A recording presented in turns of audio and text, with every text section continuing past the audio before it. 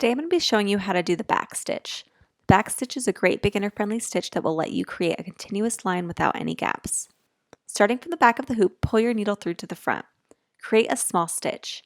Next, from the back of our hoop, go 1 stitch length distance away on your pattern and then pull the needle from the back to the front.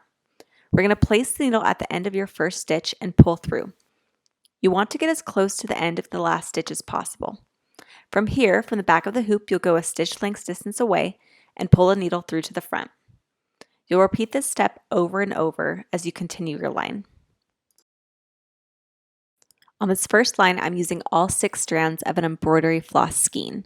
This is creating really thick, bold stitches. On the next line, I'm going to show the back stitch, this time using 3 strands. We'll also change the stitch length to be slightly longer. This will affect the final outcome, and you can see how important it is when choosing your stitch length and number of embroidery floss strands. Now I'll demonstrate the back stitch on a curved line. If you're working with a pattern that has lots of curves, it's a good idea to shorten your back stitch length. This way, when you're working around the curves, it looks more smooth.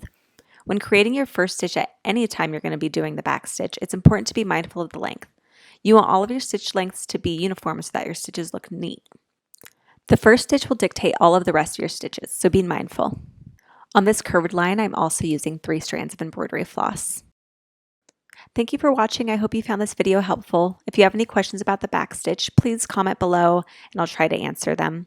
If you're interested in checking out more tutorial videos, embroidery patterns, kits, and supplies, visit my website at thethreadhoney.com. It's linked below.